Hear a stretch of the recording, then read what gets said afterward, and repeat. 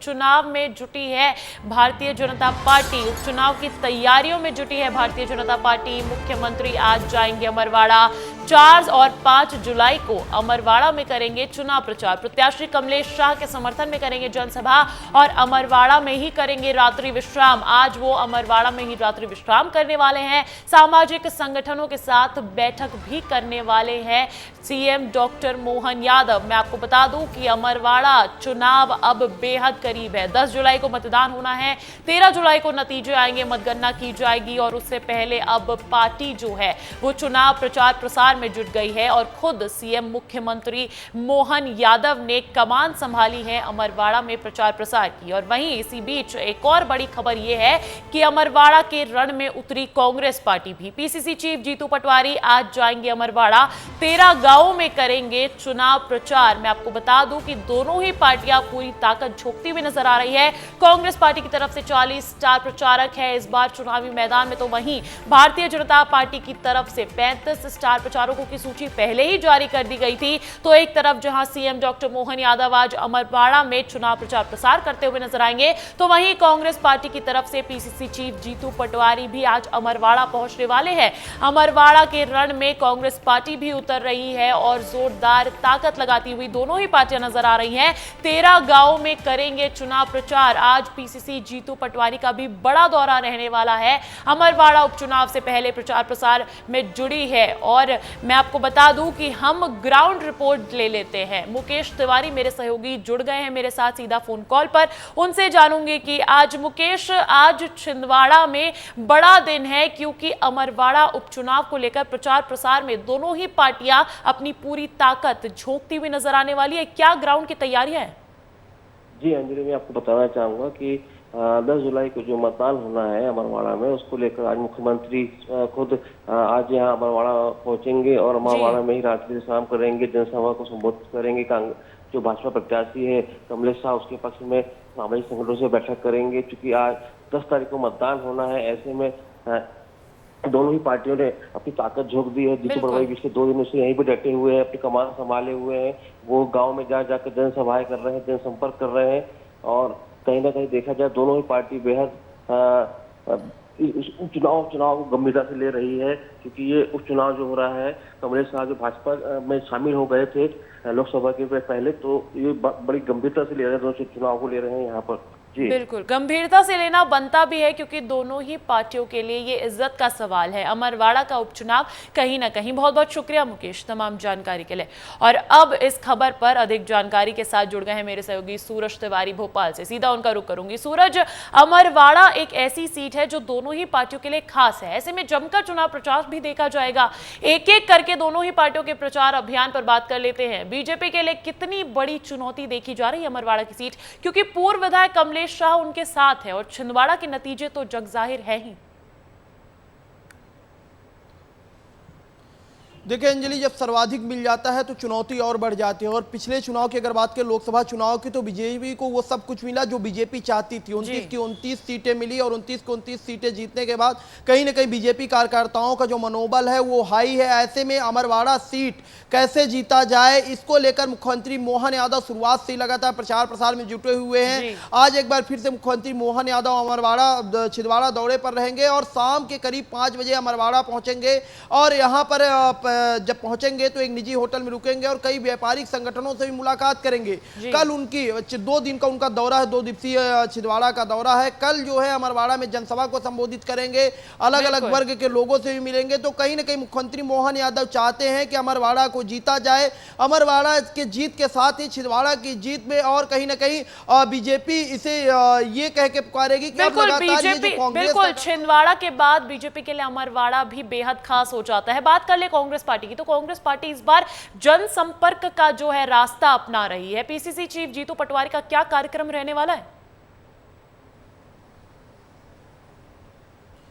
निश्चित तौर पर अंजलि, देखिए पीसीसी चीफ जो जीतू पटवारी हैं लगातार पिछले कुछ दिनों से दौरे पर हैं और आज उनका तीसरे दिन दौरे पर रहेंगे। लगातार वहां पर आप देखिए किस तरह से जनसंपर्क कर रहे हैं, गांव-गांव में घूम रहे हैं और अलग-अलग उनके अंदाज भी सामने आ रहे हैं। तो कहीं ना कहीं क्योंकि जीतू पटवारी जिस तरह से पिछले चुनाव, लोकसभा चुनाव में जिस तरह से वो मेहनत करते हुए नजर आए, लेकिन जीत हाथ एक भी सीटों में नहीं लगी। ऐसे में अमरवाड़ा जीत कर जीतू पटवारी को कार्यकर्ताओं का मनोबल भी बढ़ाना है और ये साबित करना है कि छिंदवाड़ा में कांग्रेस ही रहेगी। क्योंकि जिस तरह से लगातार विधानसभा चुनाव में आपने देखा था कि जितनी विधानसभा सीटें थी कांग्रेस जीती थी और कमलेश प्रताप शाह के जाने के बाद उपचुनाव हो रहा है।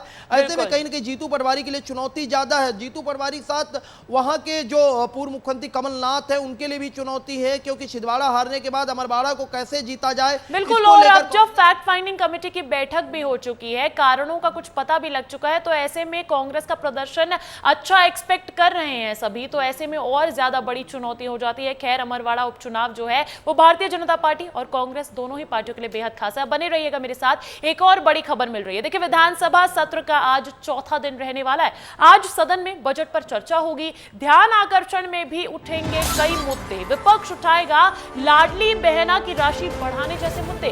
वृद्धावस्था पेंशन को लेकर भी ध्यान आकर्षण किया जाना है आज सदन में। साथ ही साथ 43 याचिकाएं होंगी प्रस्तुत। तो देखिए, कहीं ना कहीं ये तमाम मुद्दे वो हैं जिनको लेकर आज ध्यान आकर्षण किया जाएगा। आज याचिकाएं रखी जाएंगी। तो विधानसभा सत्र का आज चौथा दिन है और चौथा दिन इसलिए भी खास हो जाता है क्योंकि तीसरे दिन बजट रखा गया और ऐसे में हंगामेदार रहा था सदन का ये दिन भी। और अब यही कयास लगाए जा रहे हैं कि शायद आज भी विपक्ष कहीं ना कहीं सदन में हंगामा कर सकता है। आज सदन में बजट पर चर्चा होनी है, साथ ही साथ ध्यान आकर्षण में उठेंगे कई मुद्दे और विपक्ष उठाएगा लाडली बहना की राशि बढ़ाने जैसे कई सारे मुद्दे। सूरज मेरे साथ जुड़े हुए हैं और देखिए, मैं उनका सीधा रुख करूंगी। सूरज, जब से विधानसभा सत्र शुरू हुआ है तब से विपक्ष हमलावर है। नरसिंह घोटाला तो विपक्ष का फोकस है ही, लेकिन आज बजट की चर्चा के साथ साथ कौन से मुद्दे जिनको लेकर विपक्ष सरकार को घेरने की तैयारी में है? निश्चित तौर पर देखिए अंजलि, आज विधानसभा सत्र का चौथा दिन है। कल आपने देखा किस तरह से वित्त मंत्री जगदीश देवड़ा ने बजट पेश किया और कितना विपक्ष ने हंगामा किया, शोर शराबे के बीच बजट पेश किया। ऐसे में आज चौथे दिन में बजट को लेकर भी जो सत्ता पक्ष के लोग हैं वो अपनी बात रखेंगे। खुद मुख्यमंत्री मोहन यादव और जो मंत्री हैं अलग अलग विभाग के, वो भी अपनी बात रखेंगे। साथ में विपक्ष लाडली बहना जैसी योजनाओं को लेकर आज फिर हंगामा कर सकता है, क्योंकि विपक्ष का कहना है कि जिस तरह से वादा किया गया था 3000 रुपए देने का, लाडली बहना की राशि नहीं बढ़ाई गई है। साथ में नरसिंह घोटाला हो, नरसिंह फर्जीवाड़े को लेकर जिस तरह लगातार विश्वास सारंग जो उस समय के मंत्री थे और इस समय मौजूदा दूसरे विभाग में कैबिनेट मंत्री, उनका इस्तीफा मांगा जा रहा है। वृद्धा पेंशन हो, अलग अलग चीजें ऐसी हैं जिसपे लगातार आज प्रश्नोत्तरी का भी काम हो सकता है, सवाल जवाब का भी काम हो सकता है।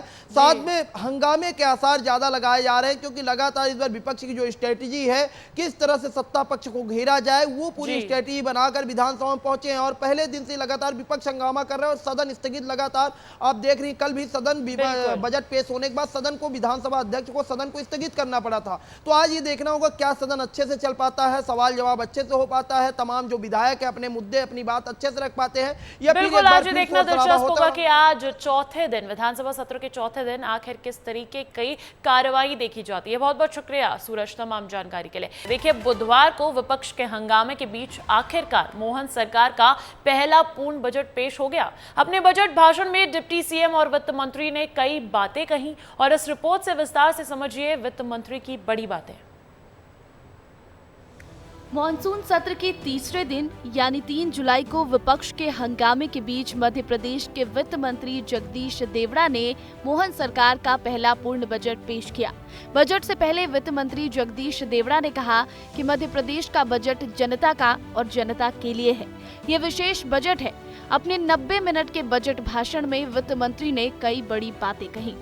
सबसे पहले आपको वित्त मंत्री की बड़ी बातें बता देते हैं। 3,65,000 करोड़ का ये बजट है। इस बार बजट में 16% की बढ़ोतरी की गई है। कोई योजना बंद नहीं होगी, यानी जन कल्याण की योजनाएं जारी रहेंगी। नए टैक्स का कोई बोझ नहीं बढ़ाया जाएगा। महिला, किसान और युवा पर पूरा फोकस होगा। 3 नए मेडिकल कॉलेज इसी साल शुरू किए जाएंगे। सड़क बने, नल जल योजना घर घर तक पहुंचा है। कृषि उत्पादन में भी बढ़ोतरी हुई है। केंद्र से 3800 करोड़ की अतिरिक्त राशि मिली है। अपने पूर्ण बजट में मोहन सरकार का महिला, गरीब, किसान, स्वास्थ्य और शिक्षा की योजनाओं पर फोकस रहा। वित्त मंत्री ने कहा कि जनता के हित को ध्यान में रखते हुए बजट बनाया गया है, जिससे प्रदेश के विकास को रफ्तार मिलेगी। चलिए अब आपको सुनाते हैं कि अपने बजट भाषण के दौरान वित्त मंत्री ने महिलाओं और किसानों को लेकर क्या कुछ कहा। कृषि एवं संबद्ध क्षेत्र के लिए वर्ष 2024-25 में रुपये 66,000 जो गत वर्ष की तुलना में 23% अधिक है। बच्चों के सर्वांगीण विकास की सोच के साथ हमने लाइफ का सपना पूरा बुना है। वित्तीय वर्ष 2024-25 में स्कूल शिक्षा विभाग अंतर्गत लगभग 150 सीएम राइज विद्यालय नवीन भवन संचालित होंगे। सीएम राइज स्कूल विद्यालय के लिए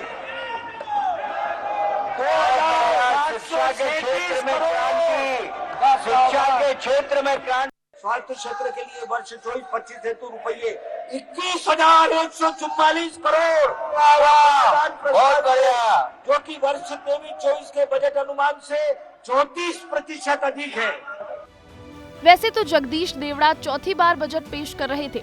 बावजूद इसके इस बार उनके लिए बजट पेश करना आसान नहीं रहा, क्योंकि बजट भाषण के दौरान विपक्ष ने वित्त मंत्री के भाषण को अनसुना कर जमकर नारेबाजी की।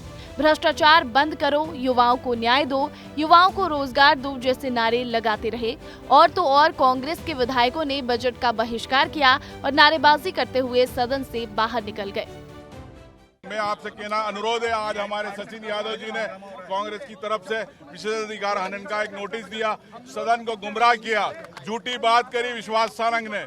हमने प्रमाण के साथ आज दिए कि जिस प्रकार से उन्होंने बोला कांग्रेस के समय में नियुक्ति हुई, कांग्रेस के समय रजिस्ट्रार की नियुक्ति हुई, जबकि हमने स्पष्ट रूप से नियुक्ति का आदेश बताया कि 22/9/2021 को आपकी सरकार थी, आपने नियुक्ति करी, विश्वास सारंग ने नियुक्ति करी ताकि घोटाले कर सके। विपक्ष ने भले ही नाराजगी जाहिर करते हुए बजट का बहिष्कार कर दिया हो, लेकिन जनता के सुझाव पर बनाया गया ये बजट आम जनता को कितना प्रभावित कर पाता है और उन्हें कितनी रियायतें मिलती हैं, ये तो आने वाला वक्त ही बताएगा। ब्यूरो रिपोर्ट, विस्तार न्यूज। और देखिए, कथावाचक पंडित प्रदीप मिश्रा की राधा रानी पर टिप्पणी करने का मामला अभी शांत भी नहीं हुआ है कि अब निरंजनी अखाड़े के महामंडलेश्वर ब्रह्मा श्री कुमार स्वामी की भगवान श्री कृष्ण के चरित्र पर टिप्पणी ने एक बार फिर बवाल मचा दिया है। महामंडलेश्वर ब्रह्मा श्री कुमार स्वामी का वीडियो सामने आया और उसके आने के बाद उज्जैन के संतों ने कुमार स्वामी पर प्रतिबंध लगाने और महामंडलेश्वर पद से हटाने की मांग की है। बता दें कि राजस्थान के महामंडलेश्वर ब्रह्मा श्री कुमार स्वामी गुरुदेव के नाम से जाने जाते हैं। उनका वीडियो सामने आने के बाद उज्जैन के संत महामंडलेश्वर सुमनानंद ने नाराजगी जाहिर करते हुए बयान पर आपत्ति जताई। सुमनानंद जी ने कहा कि उज्जैन में इसका विरोध होगा।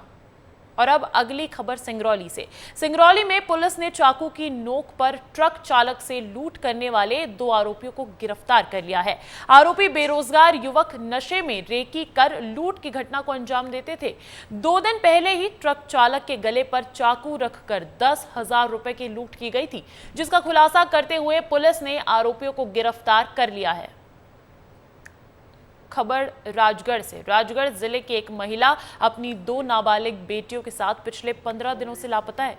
घटना के बाद महिला के पति ने खिलचीपुर पुलिस पर गंभीर आरोप लगाए हैं। आरोप है कि उसकी पत्नी और 2 बेटियां 19 जून से गायब हैं, जिन्हें खोजने के लिए पुलिस पीड़ित की मदद नहीं कर रही है, जिसके चलते पीड़ित थाने में चक्कर लगाने पर मजबूर है।